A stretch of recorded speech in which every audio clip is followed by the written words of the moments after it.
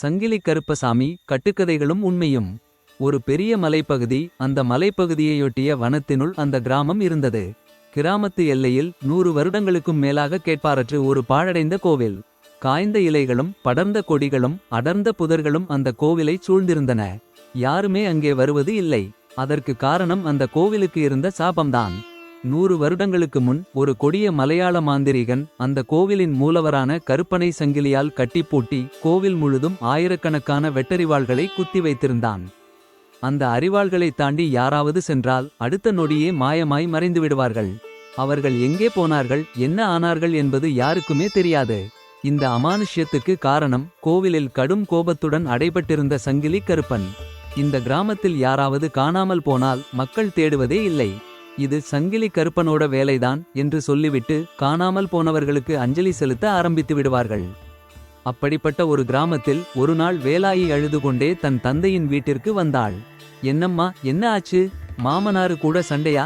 ஏன் இப்படி அழுது கொண்டிருக்கிறாய் என்று பதட்டத்துடன் தந்தை கேட்க அழுது கொண்டே வேலாயி சொல்கிறாள். ஊர்ல இல்லாத மாப்பிள்ளையா அவன்? குடி என்று இருக்கான். அதுபோக வேற கூட்டியாரும் வச்சுட்டு இருக்கான். நான் கேட்டதுக்கு இங்க பாருங்க என்று தன் சேலையை விலக்க உடலில் சூட்டுக்காயங்கள். அதை பார்த்த வேலாயியின் தந்தையின் கண்கள் கோபத்தில் சிவந்து இரத்த கண்ணீர் வடித்தன. அவர் கோபத்துடன் வீட்டை விட்டு வெளியேறி நேராக கருப்பனின் கோவிலுக்கு செல்கிறார். யாருமே தாண்டக்கூடாத அந்த அரிவாள் வேலியை காலால் எட்டி உதைத்து உள்ளே நுழைகிறார்.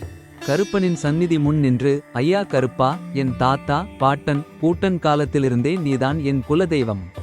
ஆனால் ஏதோ விதிவசத்தால உன்னோட உக்கிரம் தாங்க முடியாத கிராம மக்கள் எல்லாரும் சேர்ந்து உன்னை சங்கிலியால் பூட்டி வச்சுட்டாங்க. ஆனா நான் என்ன பாவம் செய்தேன்? தினமும் உன்னை என் மனசுக்குள்ள பூஜை செய்துட்டுதானே இருக்கேன். என் மகள் வாழ்க்கை ஏன் இப்படி ஆகணும்? உன்னை நான் தினமும் பூசிப்பது உண்மையானால், நீ என் குலதெய்வம் என்பது உண்மையானால், உனக்கு சக்தி இருக்கு என்பது உண்மையானால், 4 பொழுது விடியும்போது என் மகளை கொடுமைப்படுத்திய அந்த பாவி உயிருடன் இருக்கக்கூடாது. இப்போதே உன்னை விடுவிக்கிறேன் கருப்பா என்று சொல்லி கருப்பன் மேல் பூட்டியிருந்த சங்கிலியை உடைத்து எரிகிறார் அந்த பெரியவர். அடுத்த கணமே ஒரு பெரும் புயல் வீசுகிறது. காற்றில் இலைகள் பறக்கின்றன. கோவிலின் மணிகள் ஓங்கி ஒலிக்கின்றன. எங்கிருந்தோ குதிரை கனைக்கும் சத்தம். அந்த தருணம் வேலாயியின் தந்தை மயங்கி அங்கேயே விழுந்து விடுகிறார். அவர் விழும் தருணம், அவருடைய உடல் மண்ணை தொடும் தருணம், கண்கள் மேல் நோக்கி செல்ல ஒரு குதிரை கோவிலை விட்டு வெளியே போகும் காட்சி அவருடைய கண்களுக்கு தெரிகிறது. குதிரை தூரமாக போன பிறகு அதனுடைய குளம்படி சத்தம் குறைய அவரும் சுயநினைவை இழந்து மொத்தமாக மயங்கிவிடுகிறார். அதிகாலை விடிந்தது. வேலாயியின் தந்தை விழித்து பார்க்க கோவிலுக்கு வெளியே கழுகுகளும் மரநாய்களும் கத்திக்கொண்டிருந்தன. என்ன என்று பொறுமையாக எழுந்து வெளியே போய் பார்க்க வேலாயியின் கணவனின் உடல் 2ஆக கிழிக்கப்பட்டு ஒரு மரத்தின் கிளையில் தொங்கவிடப்பட்டிருந்தது. இதை பார்த்து அவருக்கு கை கால்கள் எல்லாம் நடுங்குகின்றன. ஒரு பக்கம் மகிழ்ச்சி, இன்னொரு பக்கம் கருப்பனை நினைத்து பக்தியுடன் பயம்.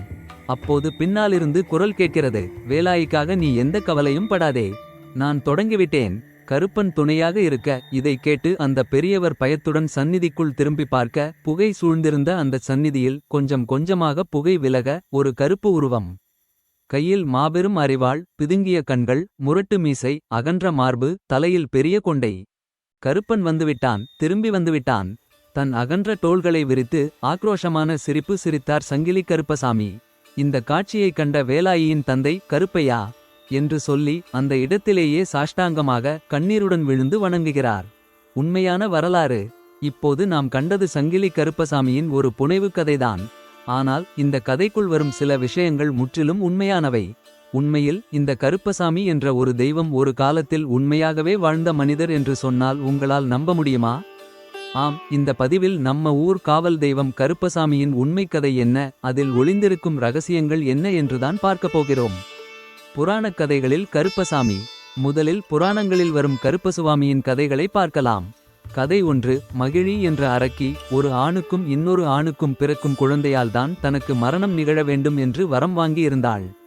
இதனால் ஐயப்பனை சிவபெருமானும் மோகினி ரூபத்தில் இருந்த விஷ்ணு பகவானும் இணைந்து உருவாக்குகிறார்கள். இந்த ஐயப்பனுக்கு துணையாக இருக்க சிவபெருமான் தன் சக்தியை கொண்டு ஒரு தளபதியை உருவாக்குகிறார். அவர்தான் 18ஆம் படி கருப்பன்.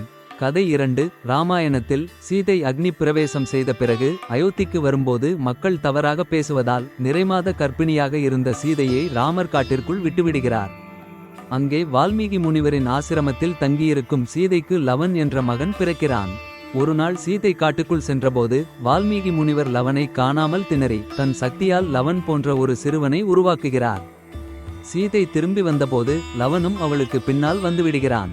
இதனால் அங்கே 2 லவன்கள் இருந்தார்கள். இரண்டாவது லவனுக்கு குசன் என்று பெயரிட்டு சீதை ஏற்றுக்கொள்கிறாள். சில காலம் கழித்து ராமர் வந்து யார் என் மகன் என்று கேட்க சீதை இருவரும் உங்கள் மகன்கள்தான் என்று சொல்கிறாள். இதை நம்பாத ராமர் இருவரையும் தீயில் இறங்கச் சொல்கிறார். குசன் மட்டும் தீயில் இறந்து போகிறான். இறந்து போன குசனுக்கு மீண்டும் உயிர் கொடுக்க எரிந்த சாம்பலிலிருந்து வா கருப்பா என்று ராமர் அழைக்க அந்த சாம்பலிலிருந்து மீண்டெழுந்து வருகிறார் கருப்பசாமி. கதை 3. சில நூற்றாண்டுகளுக்கு முன் சிவகங்கை கீழ்வயல் பகுதியில் இருந்த மக்களை சில மாந்திரீகர்கள் பில்லி சூனியம் ஏவல்களால் துன்புறுத்தினர். ஐயனார் சுவாமியிடம் மக்கள் முறையிட அவர் துஷ்ட சக்திகளை விரட்டி அடிக்க சங்கிலி கருப்பசுவாமியை அனுப்பி வைக்கிறார். ஆக்ரோஷத்துடன் போன கருப்பசாமி தீய சக்திகளை அழித்துவிட்டு அந்த மாந்திரீகர்களை சிலையாக மாற்றிவிடுகிறார். நன்றிக்கடன் பட்ட கிராம மக்கள் அங்கேயே சங்கிலி கருப்பனுக்கு ஆலயம் எழுப்பி இன்றும் வழிபட்டு வருகிறார்கள். இந்த கதைகள் அனைத்தையும் வைத்து பார்க்கும்போது கருப்பசாமி ஒரு ஊர் காவல் தெய்வமாக இருந்திருக்கிறார். குதிரையை வாகனமாக கொண்ட இந்த தெய்வம் துஷ்ட சக்திகளை விரட்டி அடிக்கும் என்று அந்த கால மக்கள் உறுதியாக நம்பியிருக்கிறார்கள். ஏன் இன்றும் நம்புகிறார்கள். இந்த தெய்வத்துக்கு கோப சுபாவமும் அகன்ற கண்களும் முறுக்கிய மீசையும் பல ஆயுதங்களும் இருந்திருக்க வேண்டும். உண்மை வரலாறு. பொதுவாக கருப்பசாமி சிலைகளில் கொண்டை பக்கவாட்டில் இருக்கும். இந்த பக்கவாட்டில் கொண்டை போடும் வழக்கம் தமிழர்களுடைய வழக்கமே கிடையாது. தெலுங்கை தாய்மொழியாக கொண்ட நாயக்கர்களின் வழக்கம்தான் இது. இதிலிருந்துதான் உண்மையான வரலாற்றை நாம் ரேஸ் செய்ய போகிறோம். இந்த வரலாற்றை டெம்பிள் கார்ச் ஆஃப் சவுத் இந்தியா என்ற ஒரு ஆர்டிக்கிள் வெளிப்படுத்துகிறது. அதன்படி 16ஆம் நூற்றாண்டு துவக்கத்தில் ஒரு பெரிய கொள்ளையர் கூட்டம் தமிழகத்துக்குள் நுழைந்து மதுரையில் இருக்கும் அரகர் கோவிலில் கொள்ளையிட திட்டமிடுகிறார்கள். அந்த கொள்ளை கூட்டத்துக்கு தலைவனாக இருந்தவன்தான் சங்கிலி கருப்பர். மதுரையை ஆட்சி செய்த திருமலை நாயக்கர் அந்த கொள்ளை கூட்டத்தலைவரான கருப்பரை மட்டும் கொல்லவில்லை. ஏனென்றால் இவருடைய ஆற்றல் என்ன பின்புலம் என்ன என்று நாயக்கருக்கு நன்றாகவே தெரியும். ஊர்காவல் பணியில் காலம் காலமாக இருந்தவர்கள்தான் கருப்பருடைய வம்சமே. விதிவசத்தால் ஆட்சி மாறிப்போனதாலே அடர்ந்த காட்டுப்பகுதிக்கு இவர்கள் தள்ளப்படுகிறார்கள். அங்கே பிழைக்க வழி இல்லாமல் கொள்ளையர் கூட்டமாக உருவெடுக்கிறார்கள். போர் புரிவதைத் தவிர இந்த இனத்துக்கு வேறு எதுவும் தெரியாது. திருமலை நாயக்கர் சிறைப்பிடித்த சங்கிலி கருப்பருக்கு மீண்டும் ஒரு வாய்ப்பு கொடுக்கிறார். அவரை சமாதானப்படுத்தி அரகர் கோவிலின் தன்னதிகாரியாக நியமிக்கிறார். மேலும் அவருடைய சமூகத்தைச் சேர்ந்த பிரமலை கள்ளர்களுக்கு ஊர்காவல் பணியையும் வழங்குகிறார். இப்படி தன் சமூகத்திற்கே மறுவாழ்வு கொடுத்த திருமலை நாயக்கருக்கு கடும் விசுவாசிகளாக மாறுகிறார்கள் கள்ளர்கள். மன்னருக்காக பல போர்களில் கலந்து கொண்டு பல உயிர் தியாகங்களை இந்த பிரமலை கள்ளர்கள் செய்திருக்கிறார்கள். அப்படி வீரமாக இறந்த கள்ளர்களுக்கு நடுக்கல் நட்டு ஒரு வீச்சரிவாளை நட்டு வைத்து அவரை கருப்பசுவாமியாக மக்கள் வணங்க ஆரம்பித்திருக்கிறார்கள். எங்கெல்லாம் கள்ளர் வீர மரணம் அடைகிறாரோ அங்கெல்லாம் ஒரு புதிய கருப்பசுவாமி உருவாகிக் கொண்டே இருந்தார். நாயக்க மன்னருடைய நன்மதிப்பை பெற்று வீரத்தில் அவருக்கு இணையாகவே இருந்த கள்ளர்கள் நாயக்கர்கள் போலவே பக்கவாட்டு கொண்டே போட ஆரம்பித்தார்கள்.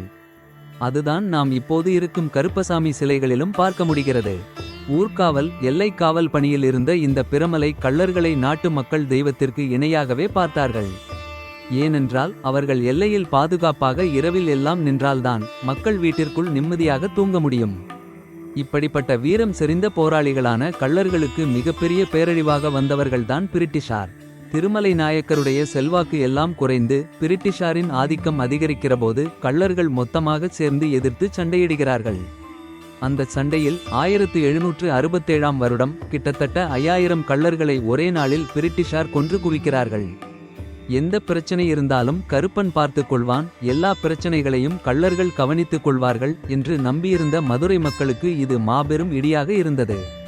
இருந்தாலும் கூட மக்களின் நம்பிக்கை போகவில்லை. வீரம் செறிந்து இறந்த கள்ளர்களை தெய்வமாக வணங்க ஆரம்பிக்கிறார்கள். கருப்பசுவாமியாக அவர்கள் என்றும் துணையாக இருப்பார்கள் என்று நம்ப ஆரம்பித்தார்கள். இந்த நம்பிக்கை கருப்பசுவாமிக்கு காலப்போக்கில் பல உருவங்களை கொடுக்க ஆரம்பித்தது. மக்கள் அவரவர் நம்பிக்கைக்கு ஏற்ற மாதிரி கருப்பசுவாமிக்கு புது புது பெயர்களை வைக்கிறார்கள். பெரிய கருப்பு, சின்ன கருப்பு, சந்தன கருப்பு, பாரி கருப்பு, முத்து கருப்பு, ஒண்டி கருப்பு, கோட்டை கருப்பு, வேட்டை கருப்பு, ஆண்டி கருப்பு, பேய் கருப்பு, சிங்க கருப்பு, சங்கிலி கருப்பு. இப்படி 100க்கும் அதிகமான கருப்பசுவாமிகள் தமிழகம் எங்கும் பரவி இன்று பல லட்சம் பேரின் குலதெய்வமாக இருக்கிறார். இப்படி கள்ளர்களிடமிருந்து உருவான இந்த கருப்பசாமி தெய்வம் இன்று காத்து கருப்புகள் மற்றும் தீய சக்திகளிடமிருந்து மக்களை காப்பாற்றும் ஊர்காவல் தெய்வமாகத்தான் இருக்கிறது. 400-500 வருடங்களுக்கு முன் அவர்கள் செய்த அதே பணியை இன்று தெய்வ ரூபங்களில் அவர்கள் செய்து கொண்டு வருகிறார்கள். இதுதான் கருப்பசாமியை பொறுத்தவரைக்கும் மக்களின் நம்பிக்கை. அகன்ற மார்பும் உருண்டை கண்களும் முறுக்கிய மீசையும் கையில் வாளும் ஏந்தி இரவில் குதிரை மேல் ஏறி ஊரைச் சுற்றி வரும் ஊர்காக்கும் தெய்வம்தான் கருப்பசாமி. இது நம்பிக்கைதான். ஆனால் இதற்கு பின்னால் பிரமலை கள்ளர்களின் வீரம் செறிந்த வரலாறு மட்டும்தான் இருக்கிறது. கடைசியாக ஒரே வரியில் சொல்ல வேண்டும் என்றால் கருப்பசாமி இன்னுமோர் தமிழர்களின் மூத்தோர் வழிபாடு.